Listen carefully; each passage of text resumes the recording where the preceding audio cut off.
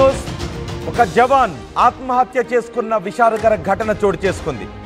జమ్మూలో విధుల్లో ఉన్న జవాన్, వరంగల్కు చెందిన జవాన్ ఆత్మహత్యకు పాల్పడ్డాడు. వరంగల్ జిల్లా నర్సంపేటలో ఈ విషాదకర ఘటన చోటు చేసుకుంది. ఆర్మీ జవాన్ నాగరాజు బలవన్మరణానికి పాల్పడ్డాడు. కుటుంబ కలహాలతో తుపాకీతో కాల్చుకొని నాగరాజు బలవన్మరణానికి పాల్పడ్డాడు. జమ్మూ కాశ్మీర్లోని సాంబా సెక్టార్లో విధులు నిర్వహిస్తున్నాడు జవాన్ నాగరాజు. మృతదేహాన్ని వాళ్ళ కుటుంబ సభ్యులకు అప్పగించినట్టుగా తెలుస్తోంది ఆర్మీ అధికారులు. కుటుంబ కలహాలతోనే నాగరాజు బలవన్మరణానికి పాల్పడినట్టుగా తెలుస్తోంది. పూర్తి సమాచారం మా ప్రతినిధి వెంకటరత్నం అందిస్తారు. వెంకటరత్నం, జవాన్ బలవన్మరణానికి మీ దగ్గర ఉన్న సమాచారం ఏంటి? బలవన్మరణానికి కారణం ఏంటి? ఇది వ్యక్తిగత కారణాలు ప్లస్ కుటుంబ కలహాలే కారణం అన్నటువంటి ప్రాథమిక సమాచారం అయితే అందుతుంది రోహిత్. ఇప్పటి వరకు ఈ జమ్మూ కాశ్మీర్ లో కూడా తను విధులు నిర్వర్తిస్తున్నటువంటి సమయంలో సాంబా సెక్టార్ లో ఆర్మీ జవాన్ గా పనిచేస్తున్నటువంటి నాగరాజు కూడా ఆదివారం నాడు కుటుంబ సమస్యల వల్లనే మనస్తాపంతో తుపాకీతో కాల్చుకుని చనిపోయినట్టుగా తెలుస్తుంది. అయితే ఇక్కడ ఉన్నటువంటి బంధువులను కూడా వెళ్లి ఆర్టీవీ కలిసేటువంటి ప్రయత్నం చేసింది, కానీ వాళ్ళు మాట్లాడడానికి కూడా నిరాకరిస్తున్నారు. కానీ ఏం జరిగినటువంటి విషయాలు కూడా పూర్తిగా తెలవాల్సినటువంటి అవసరం అయితే అనిపిస్తుంది. ముఖ్యంగా భార్యాభర్తల మధ్యనే ఏదో మనస్తాపంతో మాట పెరిగి ఇదే కొద్దిగా తను ఆత్మహత్యకు పాల్పడినట్టుగా ప్రాథమిక సమాచారం అయితే అందుతుంది. కానీ ఆ కుటుంబ సభ్యులు కానీ బంధుమిత్రులు కానీ ఎవరు మాట్లాడడానికి ముందుకు రావడం లేదు. దీనికి సంబంధించి ఆర్మీకి నుండి 5 జవాన్లు కూడా ఈ ప్రస్తుతానికి నాగరాజు భౌతిక కాయాన్ని ఇక్కడికి తీసుకుని వచ్చారు. ఇక్కడ వారికి నివాళులు కూడా అర్పించేటువంటి పరిస్థితి కనిపిస్తుంది. ప్రస్తుతానికి ఆ చుట్టుపక్కల ఉన్నటువంటి బంధువులు అలాగే వారి కుటుంబ సభ్యులు దీనిపై మాట్లాడడానికి నిరాకరిస్తున్నటువంటి సమయంలో కూడా కొంతమంది ఇక్కడ గ్రామస్తులు కూడా అంటున్నారు, ఎందుకంటే ఇంత ఒక మంచి జాబ్ చేసుకుంటూ దేశం కోసం వీరమరణం పొందినటువంటి వాళ్ళు ఎంతో మంది ఉన్నారు, కానీ ఇట్లా మనస్తాపంతో ఒక పిరికి పంద చర్యగానే దీన్ని అభివర్ణిస్తున్నటువంటి పరిస్థితి. ఎందుకంటే ఆర్మీలో పనిచేస్తున్నటువంటి వాళ్ళు ఎంతో మానసిక స్థైర్యంతో పెళ్ళైందా నాగరాజుకి? వివాహం అయ్యి 2 సంవత్సరాలు అవుతుంది. ప్రస్తుతానికి ఇంకా వాళ్ళకి సంతానం కూడా లేదు.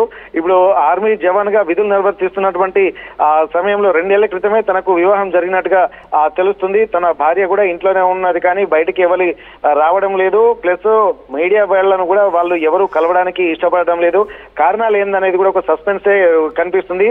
వారి తల్లిదండ్రులు కూడా దీనిపై మాట్లాడడానికి కూడా నిరాకరిస్తున్నారు. బంధువులు, ఫ్రెండ్స్ కూడా అక్కడికి వచ్చారు, కానీ మీడియాను రిక్వెస్ట్ చేస్తున్నటువంటి పరిస్థితి. ఎందుకంటే అసలు సమస్య ఏంటనేది కూడా పూర్తిగా తెలవాల్సినటువంటి అవసరం అయితే కనిపిస్తుంది. కాకపోతే ఇక్కడ ఉన్నటువంటి మిలిటరీకి సంబంధించినటువంటి వచ్చిన మిగిలిన కుటుంబ కలహాలతో అనే వార్తలు బయటకు వస్తున్నాయి. కుటుంబ కలహాలతో అని ఎందుకు, ఎవరు చెప్పారు? అంటే జవాన్ మరణించే ముందు ఏదైనా ఒక లెటర్ రాశాడా, లేదంటే ఏమన్నా వీడియో చేశాడా? అక్కడ ఉన్న తోటి సైనికులతో ఏమన్నా మాట్లాడా? ఆ వివరాలు ఏమన్నా తెలుస్తున్నాయా? అయితే ఇప్పటికీ తను అంతకు ముందు తన భార్యతో కూడా ఫోన్ లో మాట్లాడుతున్నటువంటి సందర్భంలోనే ఇక్కడ తన భార్య కూడా ఇక్కడ గ్రామం నుండి మాట్లాడుతున్నారు. అయితే ఇప్పటి వరకు ఈ కుటుంబ కలహాలు ఉన్నది వాళ్ళ సైనికులు కాకుండా ఇక్కడ నర్సంపేట గ్రామానికి చెందినటువంటి బంధువులు అలాగే ఫ్రెండ్స్ చెప్తున్నటువంటి సమాచారం ఇది. ఆర్మీ జవాన్లకు వాళ్ళకు కూడా ఏం తెలియదు.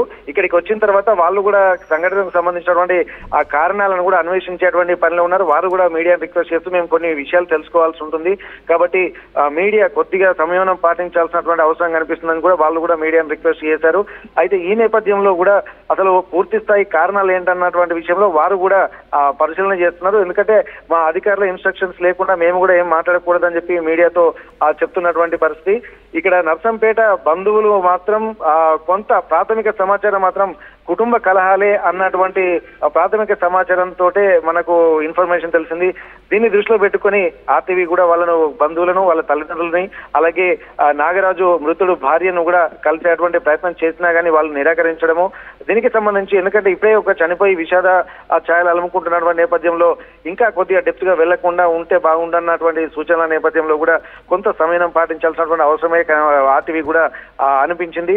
దీనికి సంబంధించి బంధువులు మాత్రం ఒక విధంగా అంటే ఫోన్ లో మాట్లాడిన తర్వాతనే ఆ ఫోన్ లో మాట పెరిగిందా లేకపోతే ఏందనే తెలియదు.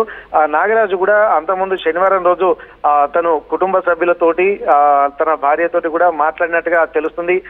తర్వాత ఆ ఫోన్ లో ఏం సంభాషణ జరిగిందా లేకపోతే మాట ఎందుకు పెరిగింది, ఏమైనా విభేదాలు తలెత్తాయా అన్నటువంటి కోణంలో కూడా ఆలోచించాల్సినటువంటి అవసరం అయితే కనిపిస్తుంది. కానీ ఇక్కడ స్థానికులు తన ఫ్రెండ్స్ మాత్రం కొంత ఆవేదనకు నిర్వేదానికి కూడా లోనయ్యి మాట్లాడుతున్నారు.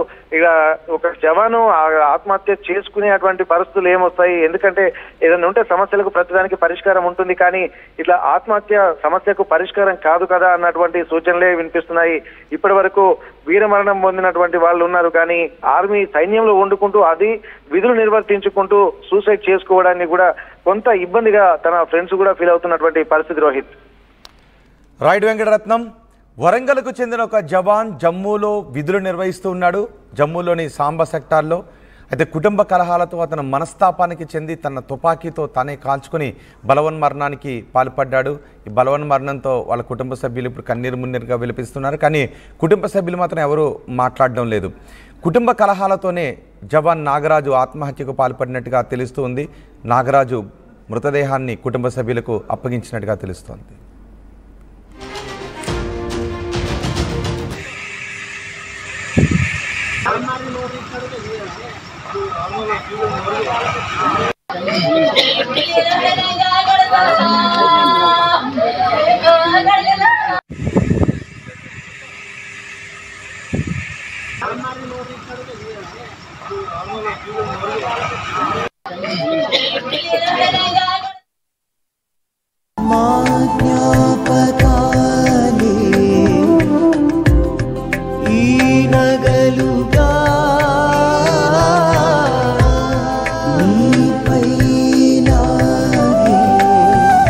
అమ్మాయి గౌరవాన్ని అమ్మలా కాపాడుతుంది. Gokulam signature jewels.